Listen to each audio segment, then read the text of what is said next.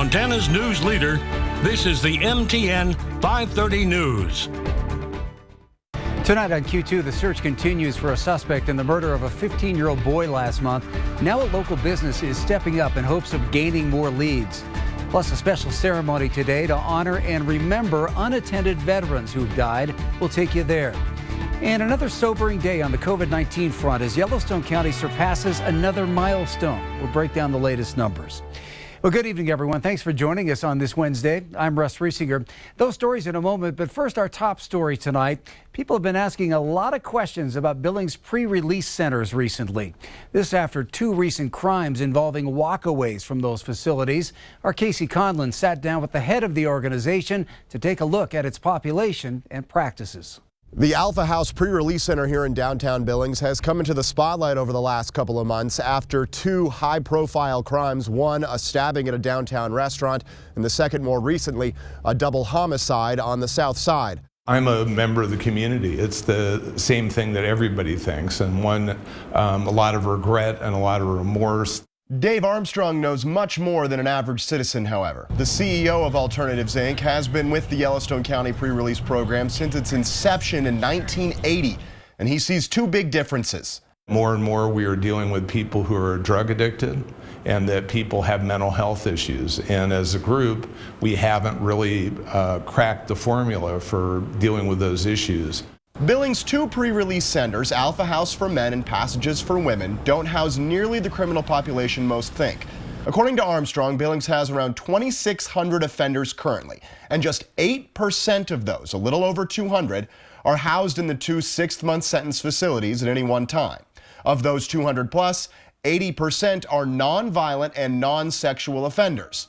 That ratio is by Alternatives' choice. We're looking for people that we can impact the most. So ours are mostly moderate and high-risk offenders. If they were excessively violent, if we thought they posed a risk to the community, we certainly wouldn't take that person. But it's an inexact science. There are 10 pre-release centers in Montana, located in every metropolitan area except for Kalispell. A Montana court will recommend an offender be sent to one. That offender then chooses which they'll apply to, and Armstrong says Alternatives accepts less than 60%. Still, over the last 5 years, Alpha House consistently houses a quarter of all Montana male pre-release residents, while Passages houses half of all female pre-releases. 50% of the residents in Alternatives programs are from Yellowstone County, with the majority from the surrounding Region 6 area. But remember, that's just 8% of Yellowstone's offenders. The other 92% are living on parole or probation, still subject to check-ins and rules, but not at the level of those living in pre-release centers. We know where every offender is supposed to be. We track them through their smartphones. Some are on GPS. And if a resident isn't where they're supposed to be, we hear about it. If someone walks away from one of our facilities, we report that to the public. You wouldn't hear that for an absconder from probation and parole, for instance. But that gets us a lot of publicity for the 2 or 3%. These two recent events are part of why Armstrong and his team opened this downtown center 2 years ago, focused on drug and mental health treatment. It's the 7,000 a year that graduate from these classes he's focused on. The majority of the people are invisible. We just don't see it past these bright lights. Casey Conlon, MTN News. More than 2 weeks have passed since Billings' 15-year-old student was murdered at Castle Rock Park in the Heights. Despite multiple witnesses, no arrests have been made. And that's why this casino is offering a large reward, hoping that the community will come together to catch a killer. It may look like a typical day at the High Tide Casino and Bar. But for owner Rachel Deller, it's been days of fundraising for a cause that's near to her heart. I have a lot of hope. Rachel is close friends with Jen Parker, the mother of Cohen Parker, the young man who was shot and killed on January 16th in this parking lot. I mean, imagine losing the person that means more to you than anybody in this world. They're not good. But they're hopeful. Rachel is hopeful that someone will come forward with information about Cohen's killer. She and the rest of the community are disappointed with the lack of credible information about Cohen's death. To have that many kids together and that many witnesses, and to have nobody coming forward is frustrating. Rachel decided to take matters into her own hands and start fundraising reward money for anyone that might have information about who shot Cohen that night. As of, this morning we're at almost $15,000. She challenged other local business owners and community members to donate. One man who wished to stay anonymous donated $5,000 himself. For Jenny to even be so grateful and to bring her a small sliver of hope and let her know that people are here for her, that's been amazing. And to see the community come together. The reward has seemed to incentivize people. 3 individuals have contacted Rachel with information. The people that have reached out to me, I have sent them the detectives' numbers, and I truly believe that we will get justice, and it'll be sooner than later. And I think that's what it's about. We all have a sacred obligation to do something. In Billings, Alina Howder, MTN News.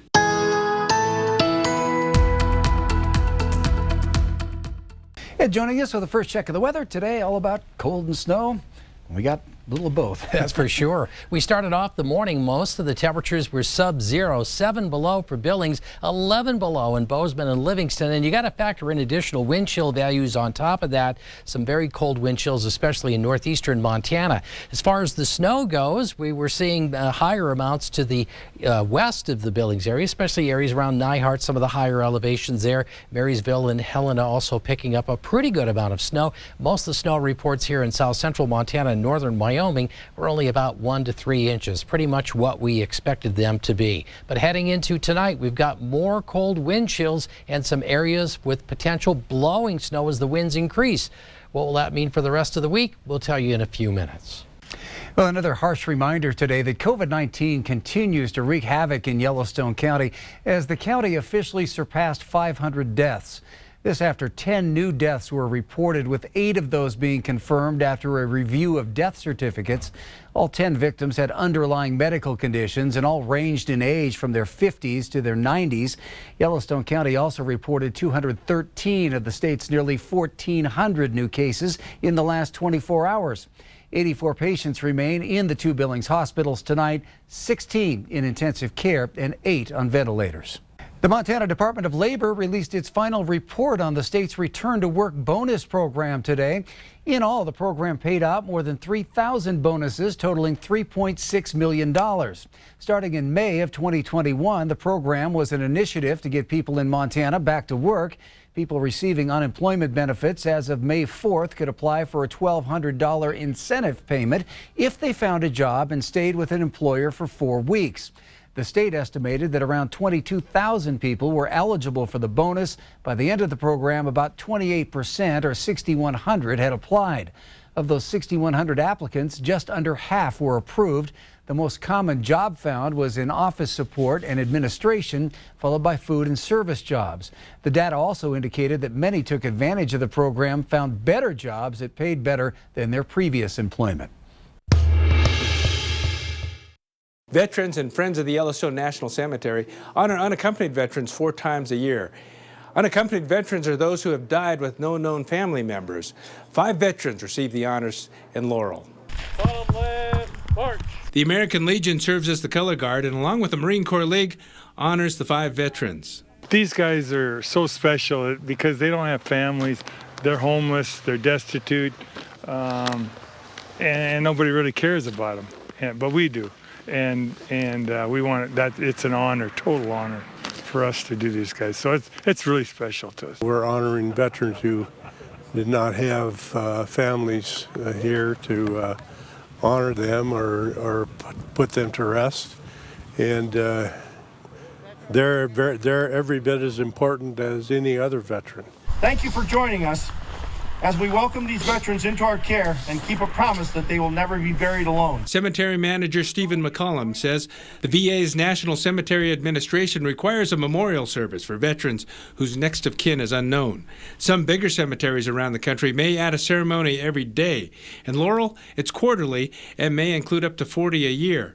The unattended or unaccompanied veterans honored on this day include Samuel B. Shoup, Robert L. Hartman, Larry G. Heitzman, Ivan G. Murdoch, and Delvin D. Stapp. I just know their names and if they were in the Army, Air Force, Marines. And even with temperatures around 0 and a 20-degree wind chill, veterans make the effort to hold these ceremonies. Doesn't matter what the weather is, we'll be here for them. Aim! Fire! Aim! Fire!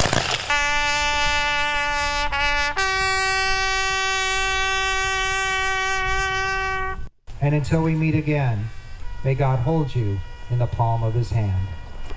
Amen. And the 5 veterans will rest either buried or in the columbarium. In Laurel, David J., MTN News.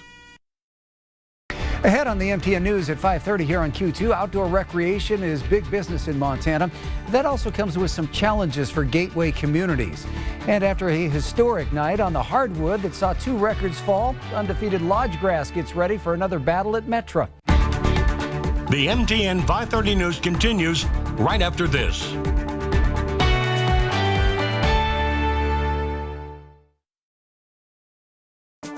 From Montana's news leader, you're watching the MTN 530 News. A new bill co-sponsored by Montana Senator Steve Daines will direct the Department of the Interior and the Forest Service to work more closely with gateway communities to address the impacts of exploding interest in outdoor recreation. MTN's Dennis Bragg spoke with the senator about how the initiative focuses on issues and solutions first before directing money at the problems. Last summer, Daines and his colleagues on the Senate's National Park Subcommittee dove headfirst into the issue of traffic clogging parks, especially the boom since the 2020 pandemic lockdowns. The hearing showed the problem's complexity, especially on towns neighboring Glacier and Yellowstone, as well as other federal public use areas. Now, Daines and Democratic Senator Angus King of Maine are introducing the Gateway Community and Recreation Enhancement Act. We've got a housing shortage for park employees.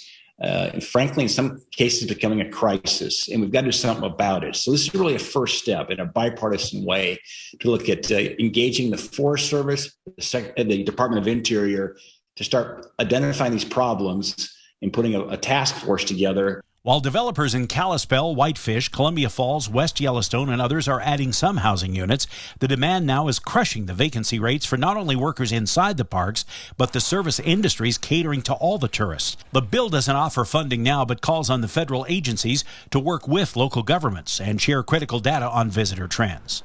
And so we want to really clearly identify the specifics on the problem. What are some specific actions to be taken for a solution? And that then would be a follow-up bill that would look at the actual funding requirements that are going to be needed. It's going to take money to fix these problems. But let's not go throw a bunch of money at it until we first understand the problem and we spend that money wisely. It also directs the agencies to explore ways to spread out the crowds. You know, in Montana, we have other great national parks that sometimes when people come to our state, they aren't aware of, the Grand Cours National Park, for example, outside of Deer Lodge. And how do we help kind of smooth out the crowds a bit so that not everybody is showing up at the same time? Our amusement parks have figured that out. We've got to be smarter around how we handle the fact that we love our national parks. We love having visitors come to our parks. But if we want to maintain a great experience, we have to find a better way to address the crowding situation and, importantly, address the issue of affordable employee housing. Because without the staff, we're not going to have great experiences in our national parks. In Missoula, Dennis Bragg, MTN News. Coming up in weather, Punxsutawney Phil said 6 more weeks of winter. Can we beat the odds? Ed will provide the answer right after the break. The MTN 530 News continues right after this.